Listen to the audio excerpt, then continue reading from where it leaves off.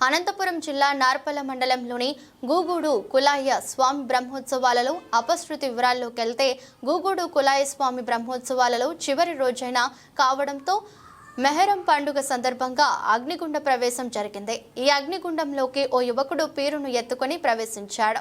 ఎత్తుకున్న పీరు కింద పడిపోవడంతో అపశృతి జరిగి ఆ యువకుడికి కొద్దిపాటి గాయాలయ్యాయి. కులాయి స్వామి బ్రహ్మోత్సవాలలో మెహరం పండుగ చివరి రోజున కావడంతో 4 రాష్ట్రాల ప్రజలు అధిక సంఖ్యలో పాల్గొని స్వామివారిని దర్శించుకున్నారు.